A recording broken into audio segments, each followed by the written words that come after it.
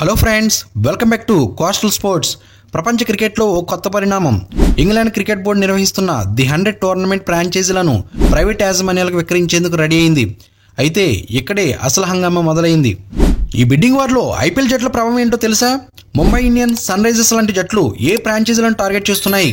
Google CEO Sundar Pichai bid వేసిన విషయం నిజమేనా?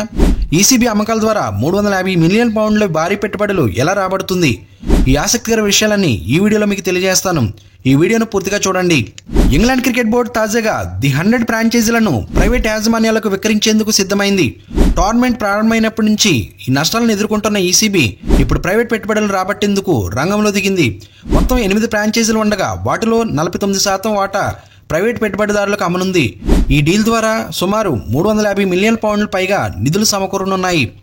ఈ బిడ్డింగ్ రేసులో Mumbai Indians, Sunrisers Hyderabad, Lucknow Super Giants, Delhi Capitals లాంటి జట్లు పోటీలో ఉన్నాయి.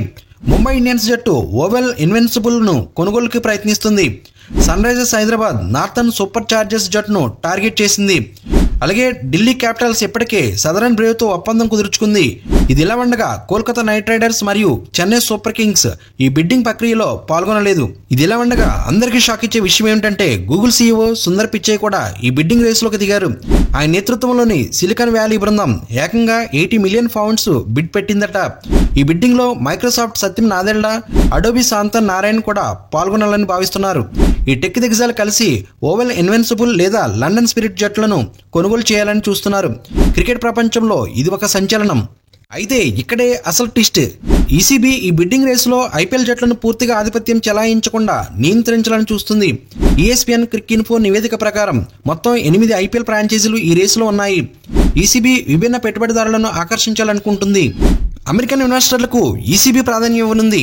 మాంచెస్టర్ యునైటెడ్ యజమాని ఆవరమ్ గ్లేజర్, హాలీవుడ్ స్టార్లు రైన్ రెనాల్డ్స్, రాబ్ మెక్లెనీ కూడా వేల్స్ ఫైర్ కోసం పోటీలో ఉన్నారు.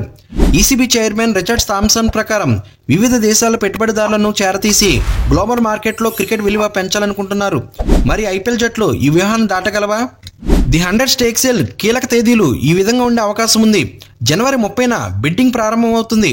ఓవెల్ ఇన్వెన్సిబుల్ని మొదటి అమ్మకంగా తీసుకొస్తారు. అలాగే ఫిబ్రవరి 1న బర్మింగ్హామ్లో ఫినిక్స్ విక్రయానికి వస్తుంది. అలాగే ఫిబ్రవరి 2న లండన్ స్పిరిట్ వేల్స్ ఫైర్ అమ్మకానికి వస్తుంది. అలాగే ఫిబ్రవరి 3న మాంచెస్టర్ ఒరిజినల్స్, ట్రెంట్ రాకెట్స్ అమ్మకానికి వస్తాయి. అలాగే ఫిబ్రవరి 4న నార్థన్ సూపర్ చార్జర్స్, అలాగే సదరన్ బ్రేవ్ అమ్మకానికి రెడీ అవుతాయి. ఈ టైం లైన్ చూస్తే ఏప్రిల్ నాటికి అన్ని ఒప్పందాలు ఖరారయ్యే అవకాశం ఉంది. ఈసీబీ ఐపీఎల్ ఫ్రాంచైజీలు ఇతర పెట్టుబడిదారుల మధ్య గట్టి పోటీ జరగనుంది. ఫ్రెండ్స్, ఇప్పుడు అసలు ప్రశ్న, ఈ బిడ్డింగ్ వార్లో గెలిచేది ఎవరు? ముంబై ఇండియన్స్, ఎస్ఆర్హెచ్ తమ ప్రణాళికలతో విజయం సాధిస్తాయా? ఈసీబీ వ్యూహం ఐపీఎల్ ఆధిపత్యాన్ని అడ్డుకోగలదా? టెక్ దిగ్గజాలు క్రికెట్ యాజమాన్యంలో అడుగుపెట్టడం క్రికెట్ భవిష్యత్తుకి ఎలా ఉంటుంది? ఈ విషయాలపై మీ అభిప్రాయాలను కామెంట్లో చెప్పండి. ఇలాంటి అద్భుతమైన క్రికెట్ అప్డేట్స్ కోసం కోస్టల్ స్పోర్ట్స్ ఛానల్ని సబ్స్క్రైబ్ చేయడం మర్చిపోకండి. Thank you for watching. జై హింద్.